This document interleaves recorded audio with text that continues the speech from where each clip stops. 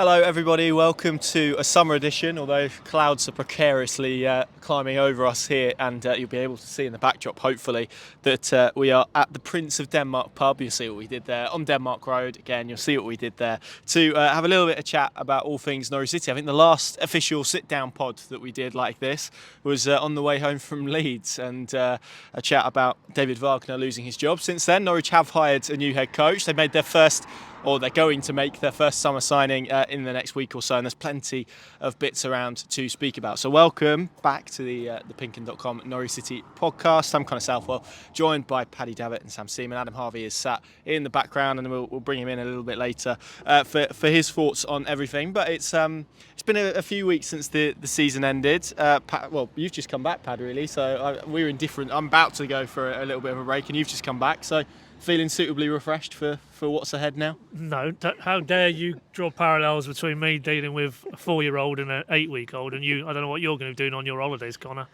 Feet up, playing Football Manager probably, no doubt. What's wrong with that? Got Will still close to the Norwich job? Yeah, good luck. No, I've had a very gentle introduction, mainly because it's been fairly quiet this week, hasn't it, after the Cordoba news was confirmed, but we were kind of expecting that anyway, so it wasn't out of the blue. So just adds to the positivity that's around this football club now. With, as you said, the last time we sat down in this sort of setting, David Wagner is hours from being Norwich's head coach.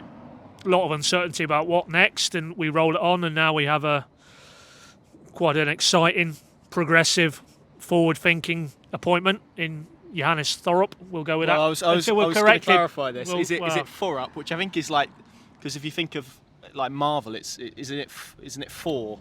But I had a friend who was partly Danish at school, and he was called that, but he was called Thor. Thor. Yeah. Thorup. So I think it's Thorup. Well, the man himself, I'm sure, will put us straight. I'm sure he's watching this content avidly, him and Glenn. But obviously, irrespective of how we're pronouncing his surname, it feels positive, it feels fresh. Can't profess to know intimately what he's all about and what he did at Norchland, but know enough that it's going to be radically different from David Wagner and the kind of personnel he was using on the pitch and the style of football as well. So for me, that's a very positive starting point. And then added to now with that first, still to be ratified, obviously, when the transfer window is officially open, I think today week. We're recording here on a Friday afternoon. But Jose Cordoba, and again, and to me, that you wrote a piece today, I think that signals where Norwich are going now. It's not only the appointment of a new head coach and what that says, but it's a player profile that is vastly different to, if we're talking about centre-backs, who they brought in last year, last summer, Shane Duffy, then round about January, Danny Bart. This feels very different. And I can't wait until they come back now, really. Very disappointing end to last season, but that feels quite a distance away now because everything feels like the wheel is turning towards something that I think, not being a Norwich fan, but I'm pretty sure Norwich fans are looking at it and maybe feeling the same sense of excitement now and optimism about what the future holds. And that can only be a good thing because we've drawn a line in the sand now with Wagner and Smith prior to, but that didn't feel very progressive or something that most Norwich fans have probably felt easy about. Yes, of course, they're going to support their team and back them to the hilt, but it was kind of in spite of rather than because of, and whereas this feels very much like Farker and Webber in that first phase of their relationship, where they're trying to do something different, something innovative, try and be ahead of the curve again. And we saw the results of that experiment, so let's hope for more of the same. But no, it feels like we're in a good space now. And we'll see. We'll obviously speak to Johannes and Glenn towards the end of the month officially when they're unveiled, and we'll find out a little bit more about what they're all about. But so far, for me, this feels like we're in a positive space now, and can't wait for the pre-season to swing round. Not to add confusion over the last name, but me and Chris Lakey, who's our sports editor, we've been having a little bit of a chat over the last few weeks about whether you include the Hoff in the is it Hoff Thorup or is it Hoff Thorup? Is it like maybe someone Danish watching can clear that up for us? I'm sure he will when we speak to him. But I've gone by the fact the club just went with Thorup/Thorup, whichever the pronunciation is. So I think that's basically what we'll go for. Sam, Paddy mentioned the words excited and optimistic. Do you share those, given what's happened at Norwich City since probably the final whistle really of what happened at Elland Road? Yeah, I think it feels fairly positive, and that's probably always the case in pre-season to an extent. But yeah, the extent of the change is significant, given how far are we now away from Leeds, 3 weeks or something like that, and how negative that felt. It feels like it's almost a completely different club by now. Not only the change in head coach, but the sort of older players that they've lost, and bringing in somebody in Jose Cordoba, who obviously is of a younger profile. And I think you wrote a column, and I'd agree that it represents quite often when you bring a certain profile of player in as your first signing of the summer, usually the sort of player that you're then going to bring in over the course of the summer. And last year it was Ashley Barnes, which certainly tells the story of what David Wagner wanted in his team. Now I think with Cordoba we're seeing what Ben Knapper wants from his team. So I think it's pretty exciting. I think Norwich fans are pretty excited about it. It probably will take a level of patience, and it's not the sort of excitement that makes me feel like Norwich are probably going to go and win the league next season. I don't think it's that sort of visceral excitement, but it feels like now they're entering a prolonged project that has clear aims and a clear identity, and I'm looking forward to seeing if they can achieve their goals, because so far I'd say, to give Knapper his props, it looks like they've made a few good decisions, but obviously the proof will be on the pitch, and for that reason I'm similar to Paddy and just looking forward to pre-season and seeing what that team looks like on the pitch. Yeah, I don't know about you guys, and it's always difficult I think to do this in the season, but certainly thinking over the last few weeks, just thinking to myself really, and it's like anything, isn't it? We all have a certain taste in what we want to see football wise, and you like what you like, and some people like a 4-4-2 and hitting it long. That's not me personally, and I'm not saying that that's what David Wagner did, but there were a lot of times where I just didn't enjoy kind of the product really, even in its best form. And again, this is purely personal choice. There's no right or wrong way to do it. As Neil, how many promotions has Neil Warnock won? 7, 8, 9. His style of football very different to Russell Martin, and Russell Martin's just got promoted through the Championship, for example. So lots of ways to do it, but it just and maybe this kind of and those words, to go back to those, excitement and optimism, I feel like they've been in really short supply at this football club, probably since maybe even before relegation from the Premier League under Dean Smith. It hasn't felt like this for a little while, and whether that is literally just because it's different and people don't know a lot about it, and the unknown is sexy sometimes, but there is excitement and there is optimism, and that's really refreshing compared to probably what we had really certainly throughout last season, which it was well, goodness me, how do you even begin to sum that up?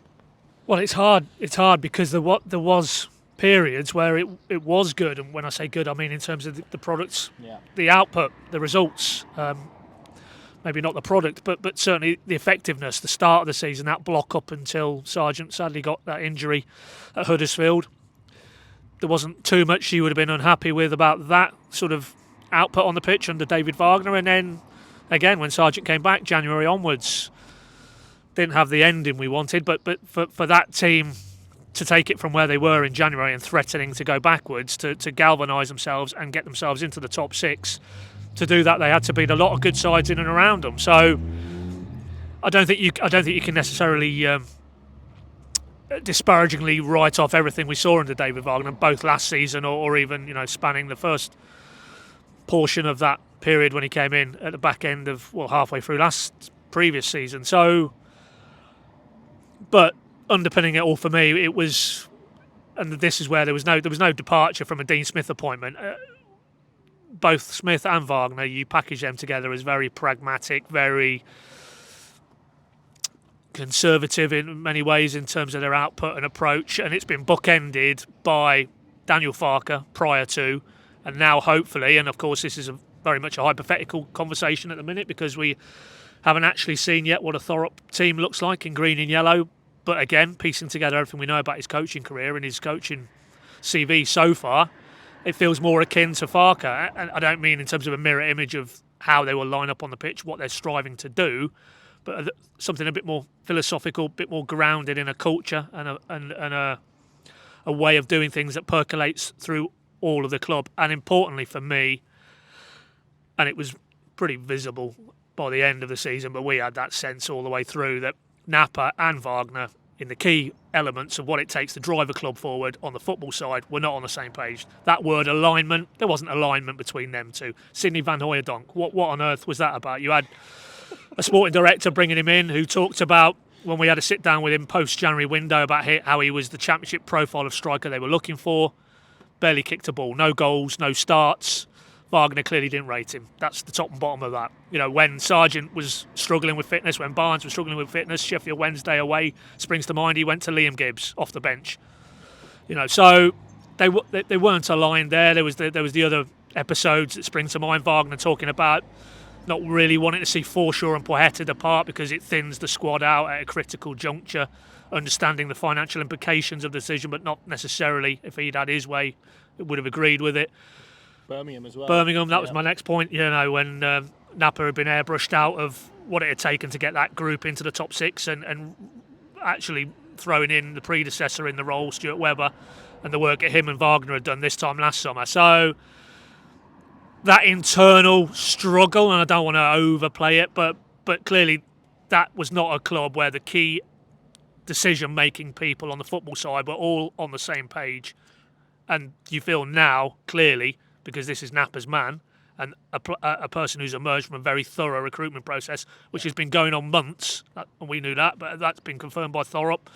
Those talks through his agent, maybe, rather than himself, but with Norwich and with Knapper and with Neil Adams, months and months and months. So I think Wagner was probably aware of that as well. And he would have been aware of that, absolutely. Him and Bueller would have been aware of that. So that, for me, is why it, to answer your question, feels different now, that this is everybody who matters is all in behind the same flag, effectively, and what they believe in, whether it's recruitment, whether it's a style of play, whether it's what they're trying to do in terms of youth development and reconnect that academy pipeline. Because as much as Wagner blanched at the suggestion that he didn't play young players, and what do we have, Philip Billing at Huddersfield and John Rowe, I think the evidence was to the contrary. You know, you see Liam Gibbs went backwards, Jayden Warner had a little taste of it, then he was farmed out on loan.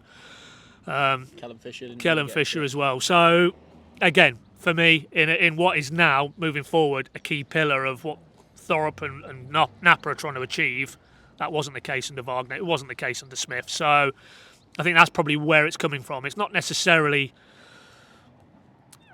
a massive sea change in terms of what we'll see on the pitch, but maybe it's more off the pitch and the alignment off the pitch and how that hopefully all flows into driving this club forward again. Rather than it felt at times under Smith and at times under Wagner that there was almost an internal struggle and they were fighting amongst themselves in certain aspects, which if you're Norwich and you're trying to, you know, emerge from a very competitive championship, you just can't afford to have that. You need zero laser-like focus where everybody is on the same page and everybody is working towards the same goal, and the steps that it takes to get to that goal, they all have bought into that as well. I don't think we could honestly say, and the results prove it, you know, really, under Smith and under Wagner, that wasn't a club who were all moving along at the same pace and towards the same playbook, really. And, you know, you're not going to achieve, I don't think, what you need to achieve if you're Norwich with the financial model they've got, if you've got that necessarily dealing with that in terms of internal elements. So that's, for me, why there's optimism and why there's genuine excitement, because this feels like a throwback to Farke and Webber. Yes, yeah. Just to pick up 2 points on the back of that about alignment. I don't know if we discussed it. We might have discussed this in the last pod, but as you said, so much has happened, and my brain's basically mush at this point. But even in the statement where, you know, the use of words that Knapper used, I think he said that Wagner had carried himself with dignity, and dignity's sort of not really it's kind of a word that you associate with maybe going through something that necessarily you don't really want to go through, but you kind of handle yourself anyway. That's kind of what it read to us in terms of me, and he did. And you know, we said it throughout the back end of that season when he was getting results. The way that he carried himself, you know, in terms of interviews, but also with the team and whatnot, was incredibly impressive. And the second one, I think this is maybe nailed on to the point which I'll come on to with Sam, and to almost rewind back to the process. You look at the last three head coaches that Norwich have had. Daniel Farker, very possession based. Then you go to Dean Smith, who was, as you said, pragmatic, probably tried to almost inject a degree of physicality and athleticism into that team. I remember him using those words a lot. Then you go to David Wagner, who was quite happy for Norwich not to have the ball, and it was about, can we press high, can we can we win the ball back in high places. It was quite a complex tactical system that he was trying to implement that probably required specific players, all of which Norwich City probably didn't have. And all of that, you look at those three, there's not really much there in terms of strands that connects them, in terms of playing style, in terms of even outlook with young players. I think maybe you could even have an argument that some of the decisions that was taken in the last 12 months around older players and contracts and stuff, that's going to, as it did sort of pre-2017, that's probably going to prove costly to them in the next few years.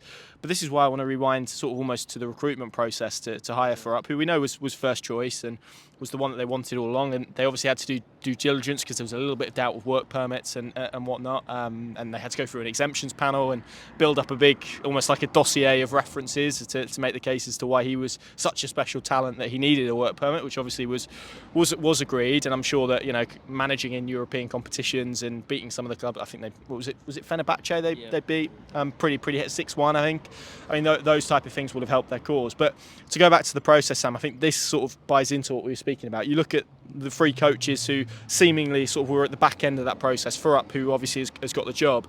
Will Still, who 31, again played young players at Ream. He was a bit more pragmatic because he had to be in the league that he was in, but there was some signs there of pretty good possession-based football.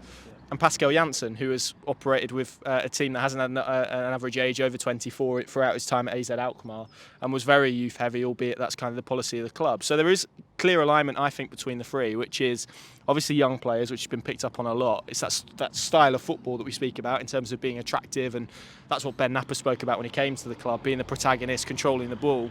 But I think there's a third one as well, which has gone slightly under the radar. They're three coaches who have, in different circumstances, kind of operated almost above the station. They punched above their weight in terms of the resources that they've had. You look at Thorup at Nordsjælland, they were competing with teams who had probably, you know, significantly more in terms of budget. Alkmaar also, and Will Still did it at Ream as well. So there are strands there, and I guess this hints back to that process, doesn't it? That we've spoken about so much for the last 2 years on this podcast. There does now seem to be a solid process, and the fact that almost you can connect the three coaches that made that final process should be really positive. Yeah, I think the main thing I take from that is that now Ben Knapper's vision of how football should be is going to dictate how the club is run. And I think since that Farker and Webber duo dissolved, there was a bit too much of a sense that not everyone was pulling in the same direction. And although the goals might have been similar in terms of staying in the Premier League when Dean Smith first arrived and then getting back up there thereafter, the ways that everyone at the club wanted to achieve it did feel quite splintered and quite different, and there didn't seem to be the same level of unity that there was behind the scenes when Farker and Webber were at their best. But there clearly is an attempt now to get everyone back on the same page, and that's why these coaches have strengths that you referenced there that Knapper has talked about before.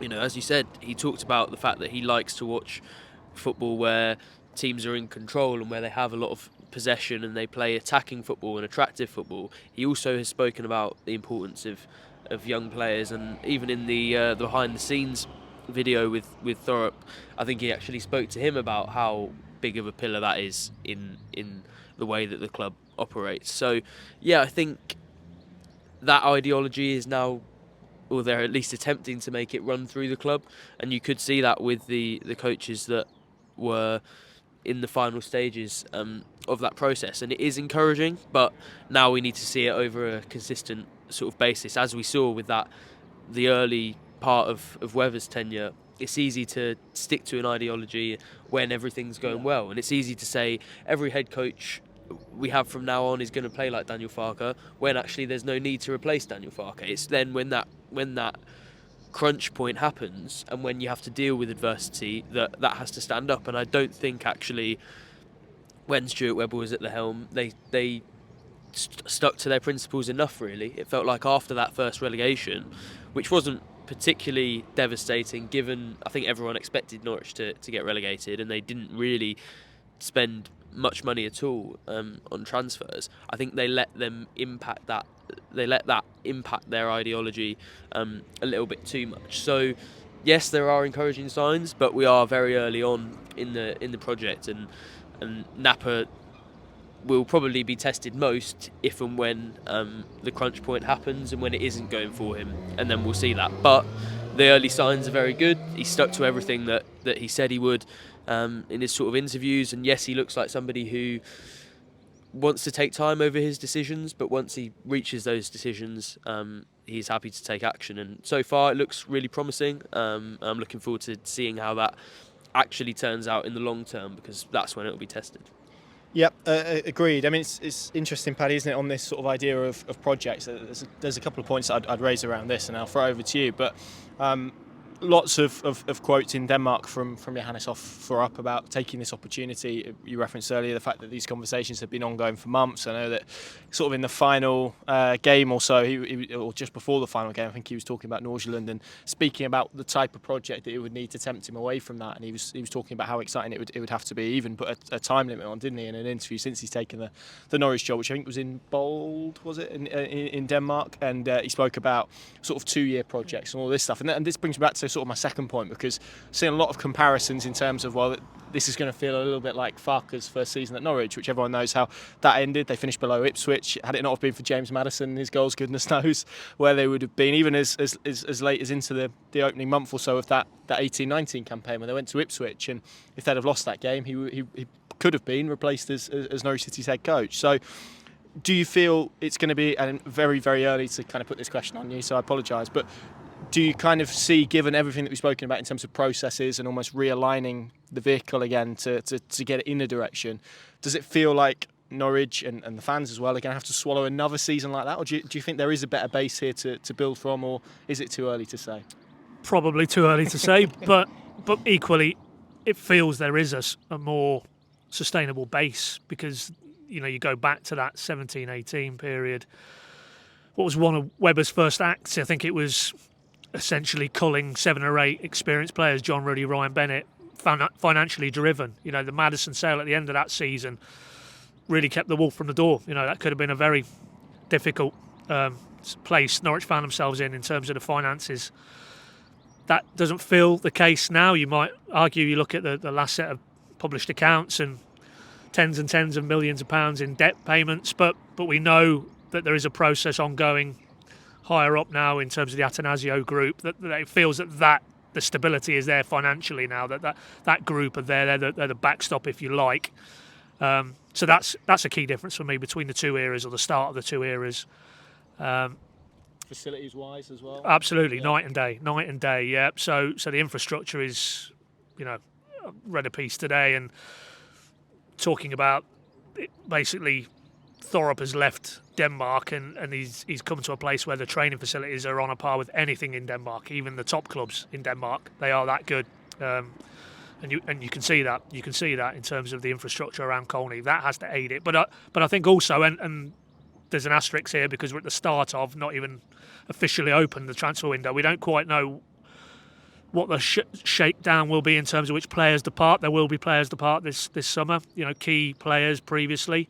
And that'll be driven in part by financial considerations, maybe what the players and their representatives feel is right now at this stage of their careers.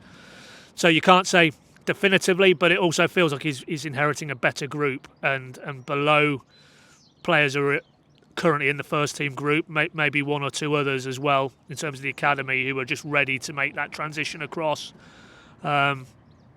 Ken Abbo springs to mind, and we know there's a contract situation ongoing there, which feels like it's going to end in a positive manner from a Norwich perspective. So I think you look at some of the key indicators, and you draw a parallel with 17-18 when Farke walked through the door to join Webber, and I think it is different, radically different from the financial picture to the infrastructure to the where they are in terms of their player cycle. It's not shifting a lot of, without being unkind, deadwood and starting again, and almost Farker being tasked with bringing in Jamal Lewis's, Max Aaron's, Ben Godfrey, that cohort.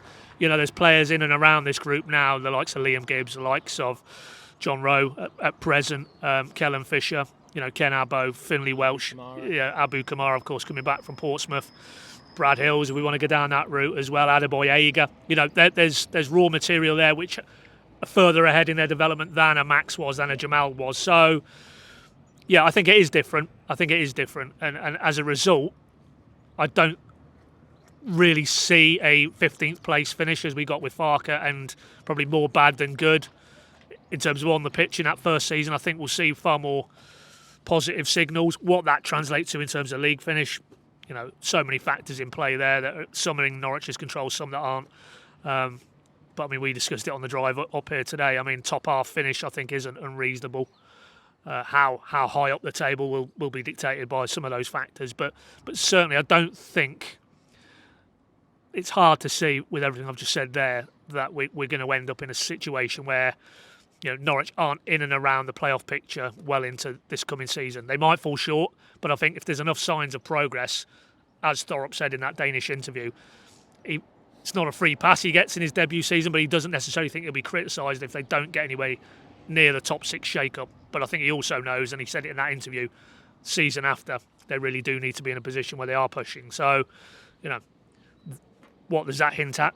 So far, we've heard the word patience a lot, and I think it will be. You'll hear that increasingly now when we get back to pre-season and Thorup's here and he's doing media and Riddisholm and maybe Ben Knapper, patience, because they know that it's outwardly that message needs to get through with the fan base, and they need to bring them on a journey, as Webber and Farker did in 17-18. Yeah, and as you've already outlined, it's all very well and good being aligned, but you have to be aligned for a period of time to build, and then that is the process kind of we're at with Norwich again, where the parachute payments are up. As you referenced, there are going to be sales this summer, potentially even plural of major sales. So there is going to be a requirement to almost try and pick up what's left and mould it into something that is capable of then going in the Championship. What that looks like and how good enough it is to go and apply itself in a Championship, which by common consensus feels like it's going to be weaker at this stage. But again, we're sort of speaking before the transfer window's officially open, and you don't know who's going to do what and whatnot. But it does feel that way with the clubs coming down. So all of those elements could make it a better base for Norwich to build off. But again, we'll probably wait until we sit down just before the season in terms of our official predictions pod to delve into that. But one thing I did want to mention, Sam, and Paddy's just referenced him there, Glenn Riddlesholm, hopefully I've not butchered that either. We'll learn to deal with these names as and when, I'm sure. Vastly experienced assistant head coach that Thorup has brought with him. Won the league as boss of Midtjylland. He's worked pretty exclusively, really, barring a spell at Genk as a head coach. He's been the leading man, most recently in Sweden in the top flight as late as was it November, December, I think. This is a vastly experienced character, someone again who's very good with young players. Interestingly, they've never worked together before, and it seems to be a relationship that's been put together partially by Norwich, partially by obviously those two guys, and also by agents as well. So it is an interesting dynamic, because I think we're all used to head coaches, particularly in the modern game, moving and bringing 5 or 6 staff with them pretty exclusively everywhere. Narcis Palace is still at the club, Andy Hughes is still at the club, Paul Clements is obviously still at the club as well. It's only really, the only example I can think of certainly recently in England is Ange Postecoglou in terms of going in a club and maybe not bringing loads of staff with you. So what do you make of his appointment, and I guess the staff dynamic more generally? Yeah, I find it really, really interesting, and I think had it not been for how Knapper's acted so far this summer, I might have worried that it was sort of complacency, because I think we have seen in the last few years, maybe with some of the more behind the scenes roles, a few too many internal promotions and not enough perhaps due diligence done around those names. So when you see that the likes of Pelash and Hughes and Paul Clements are going to still be around the group, and Thorup isn't going to be bringing too many of his own staff to Carrow Road, there is a temptation to suggest that maybe that isn't the same sort of alignment on philosophy that I was talking about earlier. But we know from how decisive Knapper was with the action over Wagner and with the older players who have now departed the club as free agents, that if he felt that was the way to do it, he would have done it, and he would have done the due diligence to really assess that. So, I think it's about how much trust you have in him, and if you have a lot of trust in him, then it's a good sign, because he clearly feels that they're people who can be in the club, and it's the same with Riddlesholme, who I wish they'd released a pronunciation guide for. But yeah, I think overall that's a really encouraging appointment because of that experience, as you say. And I'm not somebody who just sits here and shouts about experience, either with players or coaches. And I know there were still some fans who wanted that. Do you know, sorry to interject, but I think I might have spoken about this before, and it was Gary Rowett does a very good podcast with Dave Carolan, who used to work at Norwich as a fitness coach, and he was speaking about, Gary Rowett was speaking about experience and how, not how it's overrated, but how he maybe thinks it's going to evolve away from age, which is what it is now when we talk about experience, but also how many jobs someone has, and certainly from a playing perspective, more to sort of tactical understanding and game intelligence. And I guess there is a degree of that, and both have spoken about sort of working abroad, so I guess there is leaning into that kind of old experience, but the fact there is sort of a connection in terms of their work and what Riddlesholme has done throughout his career is positive as well. Yeah, and I think it's a nice balance, rather than just basing everything off experience as they did last season. It's having someone in there who has only been a head coach for 16-17 months alongside somebody who has a lot of experience in that role and will have come into a lot of the situations that Thorup will face as Norwich head coach that are completely new to him, and Riddlesholme can help him with that. So I think it's a nice blend, and as you said, there is still a connection there, even if they haven't explicitly worked together before. So yeah, I think it is encouraging. It's also nice to see from a Norwich perspective that he's still very excited about it, and I read some quotes that are, I think, available on our channel now, with Riddlesholme, that he seemed very excited about it as well. And as somebody who's won leagues as a head coach and has that much experience, it shows you how much of a draw Norwich City is, and the Championship still is, for somebody who's had that high calibre of a job and still feels that this is somewhat of a dream to be at Carrow Road. So for a lot of reasons, that one works out. I think the Pelash Hughes Clements situation is one that we'll have to watch evolve,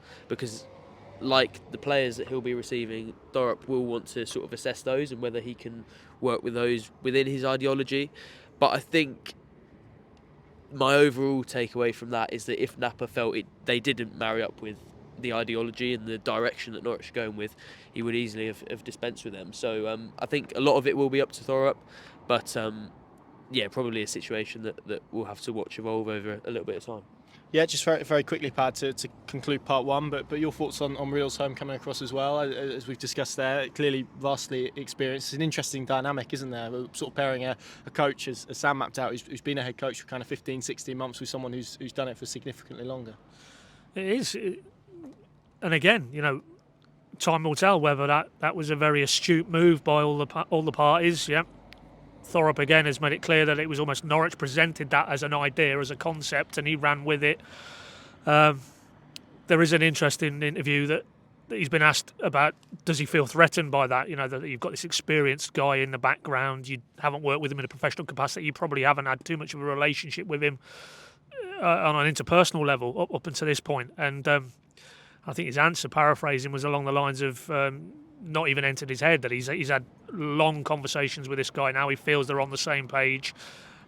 He understands that there are areas where Glenn has built his reputation, the youth development and linking that into the first team, that he'll need to lean into. And to me, it shows from Thorup's perspective quite a lot of self-assurance, that he doesn't feel threatened by that. It'd be easier to go the other way. So that tells me there's a lot of self-belief about his methods and his own abilities, and he's very willing, if he thinks this could give him an edge, and he's took on board what Norwich have said to him in those conversations.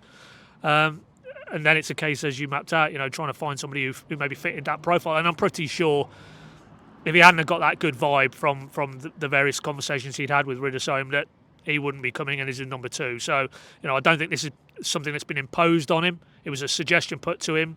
He's clearly embraced it, maybe seen the value in it. And again, that chimes with what I think he said in his club interview, where he doesn't have all the answers. It's not all about him coming in from day one, we're going to do this, and you will row in with me. He wants to hear other ideas. He wants to take on board other ideas, that collegiate kind of way of operating. And again, that's probably a little bit different to a Wagner and a Smith type of coaching output. And And for me, if I'm anything to do with Norwich, and you feel that this guy's coming in and wants to listen, wants to learn from you, not the other way around. It's not a one-way process. That empowers people around him. So I think this time will tell. But clearly they feel there's enough common ground between them that this can work, and it may not prove to be the case, as it might not prove to be the case with inheriting Hughes, Clements, Pellach. If I'm honest, the cynic in me, I'll be surprised if all three of them are still in post by the end of this season, just because of the nature of the business and the beast. But for now, that continuity probably is a good thing, I think. Yeah, and the final point I'd make on Riddlesholme, I don't know if he'll thank me for this necessarily, but there's some brilliant pictures of him in a gold suit with a cigar after he won the league against FC Midtjylland, which is well worth a look. I think they're pretty well known in Denmark for that reason. So yeah, well worth checking them out. Join us for part 2 in a second. We're going to be chatting about Jose Cordoba and probably a few more transfer related tidbits as well. See you in a sec. Welcome back. You're listening to the PinkUn.com Norwich City podcast here at the Prince of Denmark pub. I know, we're hilarious and it's very well thought through. It's all thanks to this man to my right, Adam Harvey, has joined us off the subs bench for the second half of the show. We're going to be talking about Jose Cordoba and the transfer stuff more generally. I asked the other two, Adam, so how are you doing? How's your summer been and your detox, I guess, from the full-on championship season? Yeah, I think it was needed, to be honest. It got to that point where it was like, the season gets tough the last few weeks, and it's, sort of waiting for that bit of a break. Not that it's really been as quiet as maybe you'd have wanted, in the sense of obviously the managerial change and Jose Cordoba's arrival and lots of other good stuff, but it's kept us busy. And I think, I'm not someone that deals very well with quiet periods particularly. I always want to have something to do, so yeah, it's been good. Shame the weather's not been a little bit nicer. I was sort of hoping that I could maybe go and work out in my garden or something of that nature, but obviously typical English weather, it's been chuck it down with rain. So, but luckily, it's dry at the moment, so we're out here and doing a podcast record.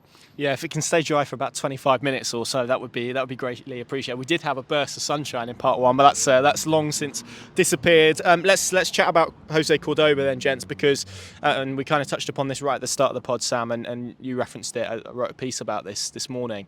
You think about, certainly over the last 5 years, I think 2018, the first signing through the door was Emi Buendia, after relegation, when they wanted to get some South American bodies in and athleticism. The first permanent signing, Isaac Hayden, was the first official signing, but he doesn't quite fit the thing of what I'm talking about. So we'll go. First permanent signing was Gabriel Sara from South America, and then obviously this time it's been Jose Cordoba. So his addition, what does it tell us about where Norwich City are at, and probably more importantly where they want to go? Because this is a Panamanian, and from what I can work out, and I've tried to do a lot of research here, I'm sure someone will have the answer. I know there's a guy in non-league who is who's played for Panama under-20s and is a Panamanian national who has played football in England. But professionally, I think Jose Cordoba is going to be the first Panamanian to play professionally in England, which is remarkable, really. But they've plucked him out of Bulgaria, which is again quite obscure, very data-led. I guess this is the new era that we can expect, isn't it? Yeah, it's sort of double intelligent when you put together the Panama and the Bulgaria elements of it. And yeah, in a lot of ways it does feel, not only in terms of the profile of the player, but also the way that he was found, that is what Norwich City are going to represent going forward. And for a bit, I think that is what they represented. You mentioned Buendia there, and he was one of several signings made on originally the back of data, and obviously once you establish that strength and that player that you want to then go and follow, obviously you will then go and watch them in full matches and things like that. But I think a lot of Norwich's best signings, and probably the best signings in English football in recent years, have been data-led.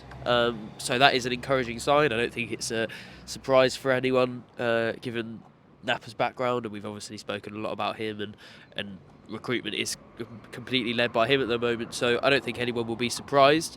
But we know Norwich, not just in Knapper's tenure, but predating that, have been trying to improve their data output and the how much they use it internally. So yeah, not really a surprise to see that, but I think both in terms of that and the fact that he's a sort of a young centre back who is a decent athletic profile, a pretty good age, and is comfortable on the ball. I think that pretty much represents what Knapper is going after this summer. I think the one area where maybe he doesn't quite look like maybe some of the players who will follow him into the door is financially, and sort of the sums being talked about. I would be surprised if Norwich spend that amount too many times, if again this summer. But with or anything, quite frankly. well, yeah, exactly, yeah. So I don't think it sets the tone in that sort of way. But then you look at, I mean, even Christos Schollis already out the door for a reported £3 million fee. You can see where that sort of works out. So yeah, that's the one thing where I'd say it will probably look a little bit different, and they'll try to save a lot of money on frees and loans, and be clever in that way.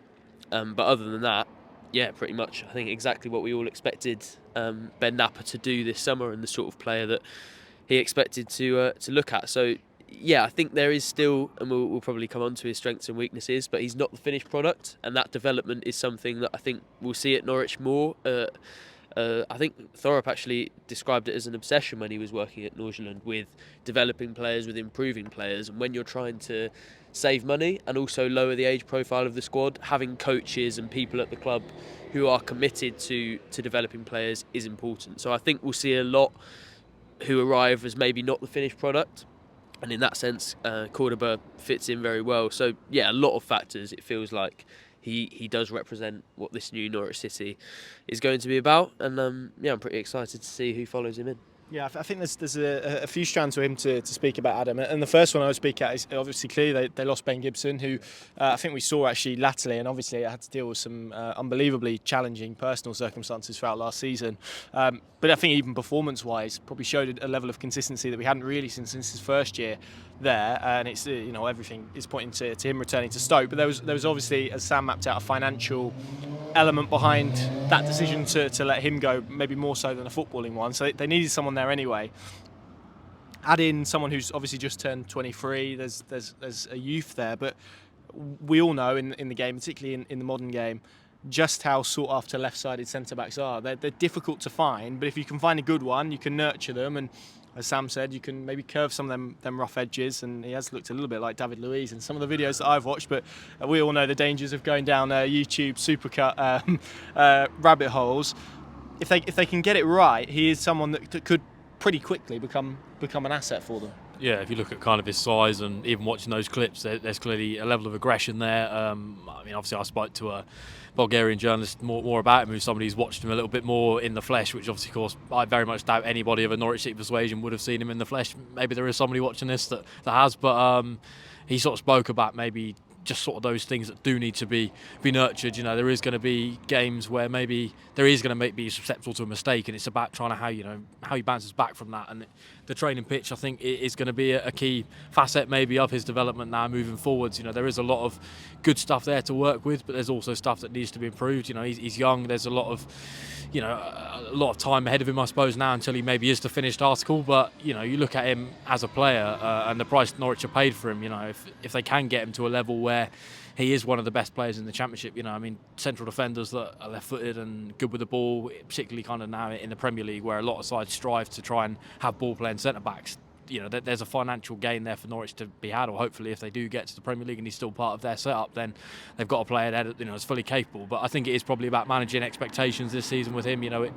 There is going to be moments where he is going to be, making a mistake. Not that Shane Duffy or Ben Gibson, with their experience, didn't make mistakes at different points last season. So I think that probably eradicates that slightly. But over time, hopefully, with this manager who weds him to a certain way of playing, which I think is what suits him and what he's been used to as well previously. It feels like everything matches and the data is good and the age profile is good. So yeah, fingers crossed it's one that's going to be in the good addition bucket rather than some of the ones that we've had maybe down the years where the hype's been really good and then they haven't quite lived up to it. Yeah, and I think on data points, centre-backs in particular, and obviously Norwich have followed Brighton really. They have people who sort of are almost positional scouts, and they identify certain. So they've got a striker-specific one, for example, and a midfield one, and I'm sure they've got a defensive one as well. But there is obviously some data points that you can look at, but with centre-backs, because so much of their work is often about how they are off the ball and whatnot as well, there is a degree of kind of conventional scouting that you need to apply to that, which I'm sure would have been done. It was interesting in Ben Knapper's quotes how he spoke about how they've watched him for a long period of time and whatnot. And if you're kind of going through that process, I mean, he was in Spain, wasn't he, for a little bit, then went to Bulgaria. It's been quite an interesting career path that he's had, and it's going to be really interesting to see how he adapts to English football. And another point, Sam, we've spoken about kind of the economics behind it and the profile behind it. I think one point I'd raise as well is that he's taken one of Norwich City's kind of Brexit slots, so to speak. They get a certain amount. I don't know how many exactly they've got to play with at the moment, but it's a maximum of 4 dependent on kind of minutes that you give English players. I think they've definitely got 2 or 3 from what I can work out, potentially even more than that. But from what I gather, this is the first one that they've kind of used to take one of those slots. And again, it shows how much they wanted him, didn't it? And that's before we even get into the dynamic of Rangers and I think there was interest from elsewhere as well. They've had to fight really hard. I remember someone telling me, I think it might have been the second week of kind of all of these reports coming out that if they sign him, they'd have done really well to get him because of the level of interest in him. And I think he was one of the best defenders in Bulgaria last year and whatnot. All of that is really interesting around this signing, but particularly that use of the Brexit slot, because that identifies somebody that they think can come in and make a real difference. And again, a player that 12 months ago, slightly longer than that, they wouldn't have been able to sign. Yeah, he's clearly somebody they rate very highly, and I think probably a lot of that will be the fact that he is a left-footed centre-back, which is rare, and the list of players that they would have liked to bring in is probably not as long as maybe it is even at right centre-back or in midfield, where there is an abundance of players, where it's easier to identify sort of players. So I think the fact that, I mean, they would have gone into the summer knowing that a left centre-back was a real priority, and maybe wasn't the easiest signing they had to make because they aren't especially common, they aren't especially cheap. And to tick this one off as their first one, and this early on in the summer as well, I think they'll be delighted. So yeah, it's no surprise to me that they've stuck their neck out a little bit and tried a little bit harder to sign a player in that position, that they've spent that money on him and used that Brexit slot, because I think that was both one of the most important areas they had to sign for, because it's one where they've, you have to remember they've lost somebody who started, and that wasn't too common in the list of players who they let go. That's pretty much left back and left centre back were the only real areas where that was the case in that retained released list. So yeah, I think it makes sense, not just because of what a good player Cordoba is and how long they've tracked him, but also because of how much they needed somebody like him in that position. And I think it tells you a lot about their priorities going into this summer. But when a lot of homework has been done on recruitment, you do tend to hear these lines about them watching them for a really long time, and I think that in some senses is encouraging, especially given how quickly he's sort of come out of the ether and become somebody from a player who was struggling to get games with Celta Vigo's reserve team at one point. So yeah, for them to have had their eye on him as early as they seemingly did shows the quality of that scouting department and the quality of their digging at the moment, which I think bodes well, because yeah, given the financial situation we've talked about, the number of players they're likely to need, I think they'll probably need some more of that excellent finding of players in far corners and maybe in places where a lot of clubs aren't looking.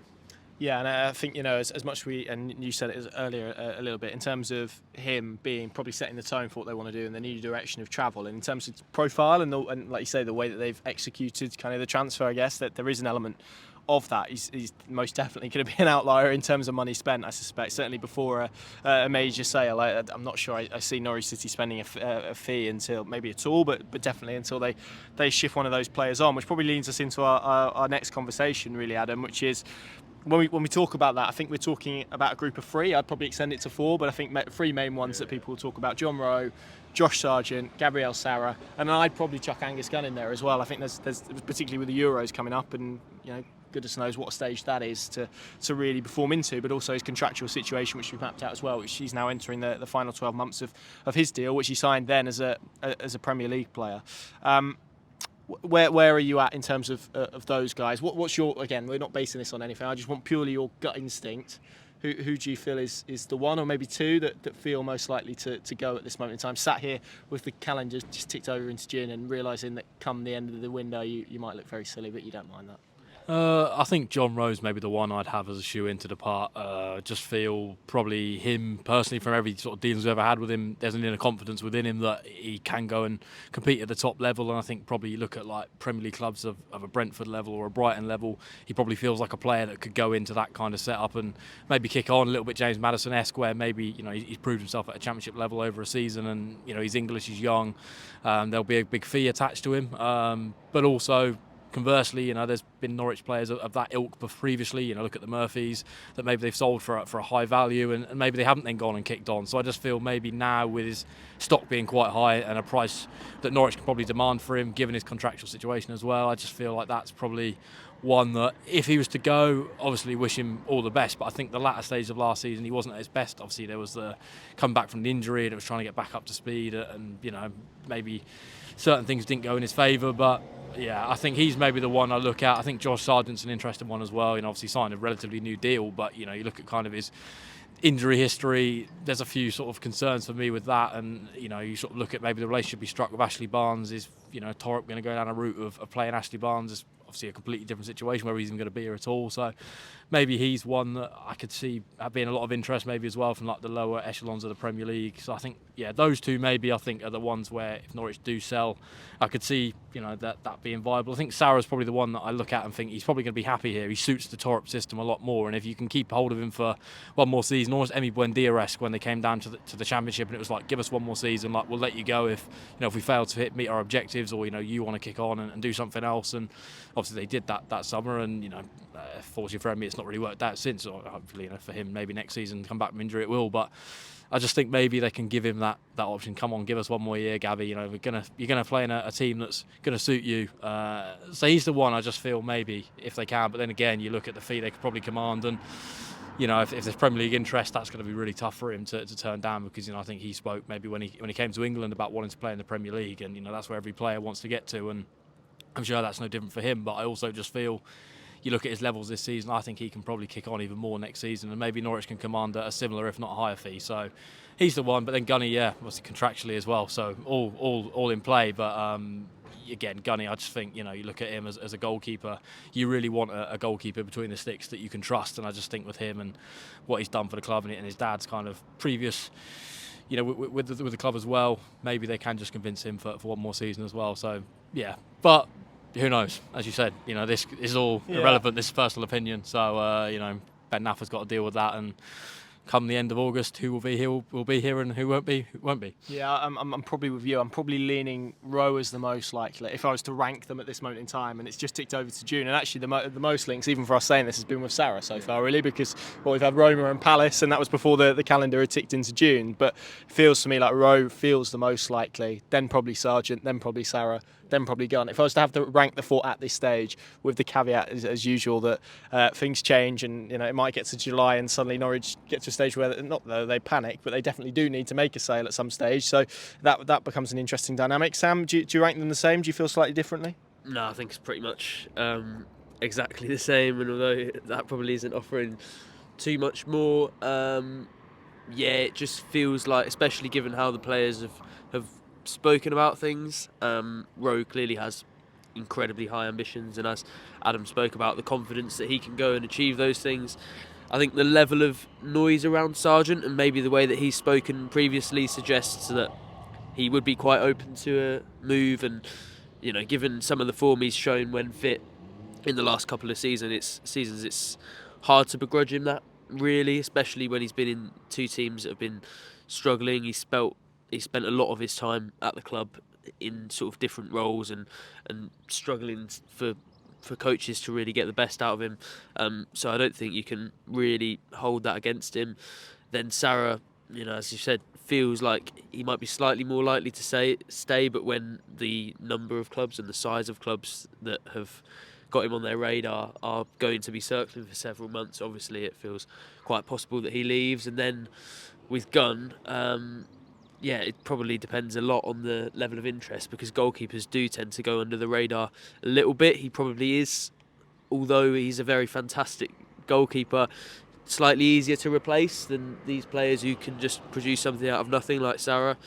But he is somebody who maybe doesn't take the headlines as much as those other three, and he might have to save a couple of penalties at the Euros to put himself in decent contention of a Premier League move. But yeah, it feels, as you've both said, really like probably at least one or two of them will leave, but right now it's quite hard to predict who they are.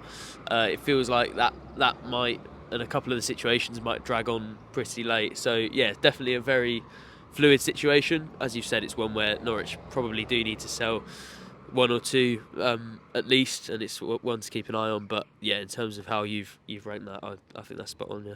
And that's before we can even get into Adam Eder and him and Celtic. But I think there's going to be plenty said and plenty written and plenty happen with that over the summer. I did want to just close this pod speaking about another topic which I think I've seen sort of discussed in different areas, which is the experience that is in Norwich City's dressing room. We've spoken about this already. Shane Duffy, Ashley Barnes. I think they've still got a pretty significant number of players over 30 at this stage.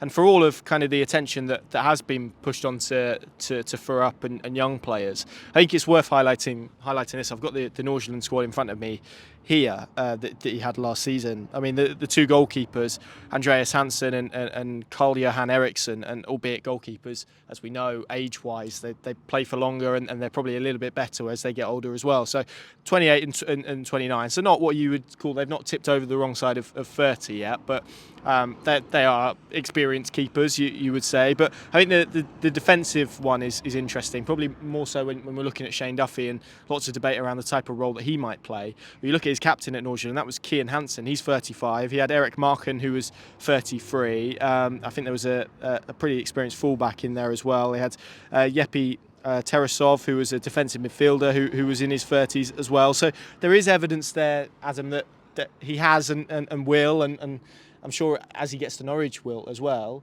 These experienced players can have a role to play. Someone like Ashley Barnes, okay, he might not start every week. It might be a slightly different role there is for him, but there could still be a role for him to play. Yeah, I think the balance is probably something we've spoken around a lot. You look at go back a couple of seasons, the back end of sort of Dean Smith, David Wagner season. Wagner spoke at length kind of about maybe that lack of mentality, that lack of experience in the group, and maybe in adversity they struggled to come through it because of the youthful nature of that side. Last season, I think it's pretty well documented. They tipped probably too far in the other direction, and there was almost too many players that were of that experienced nature. And there is no, for Norwich and the model they operate in, there's no sell-on value really for these players, and they command higher wages, and they probably went too far the other way. Obviously, they've now managed to ship some of those off the books. Forshaw in January, Danny Bart's gone now, Ben Gibson's gone. Lots of these kind of experienced pros, but I think there is definitely a place for some of these in this squad. Because you look at the sides that have had success in the Championship, none of them are really just built solely on youth. You have got to have that sort of leadership group, and Norwich have got plenty of those characters. The likes of Kenny McLean that's been there and done it a few times. Ashley Barnes, of course, experienced with Premier League and Championship. Shane Duffy as well. Played international football. I think it's crucial they do keep hold of some of these. Obviously, it's maybe just about balancing it all out and sort of how they maybe approach it in terms of a starting 11 and who maybe retains themselves on the bench. Obviously, that's up to Johannes Thorup to sort. But I feel maybe if they could get one or two off the books just to free up a little bit in terms of the wage bill and also try and help them shift that dynamic slightly, then I think there's a place for that. But also, I think it's absolutely crucial they do retain some of them just for the reasons I really outlined. I think if they do struggle, maybe they have that difficult period, almost what they had this season really, or this season just gone. That spell where it's really tough and you need players to maybe pull those younger players through it.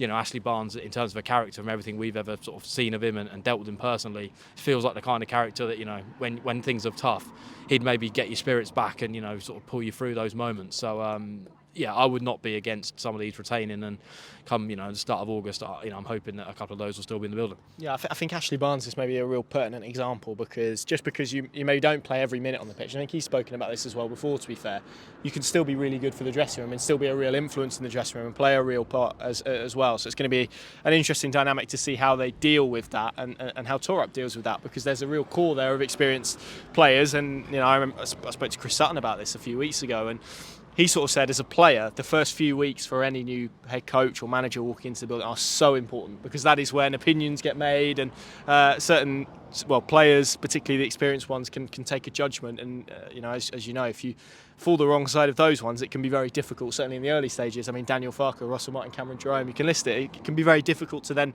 kind of reshape the dressing room, really. So I think that's an interesting dynamic to watch. We're going to close the pod very finally because we've got a summer transfer window ahead. We're going to do plenty more of these throughout. We obviously have the window watches as well that we host on YouTube. So one position, I'm not going to allow you any explanation. Obviously we know left back, but what do you feel is the priority? So let's rule left back out because I think that's a given. What is the priority position that you would like to see Norwich City strengthen? Adam, I'm going to come to you first. Central defensive midfield. Nice. Sam? Classic, that one, isn't it? That's the easiest one. Striker. Nice. Brilliant. That's a nice way. Oh, okay, I'll say number 10. Then we've got a nice balance there. Excellent. Paddy, do you want to shout what position do you want to see Norwich add to over the summer? In a word? Not left back. Defensive midfielder as well. So 2 votes there. You can let us know as well. That's a nice place to finish the pod. Thank you for watching. Thank you for listening. Enjoy, hopefully, the sunshine, which will appear at some point. And we'll be back at some point over the next few weeks for another podcast. See you then.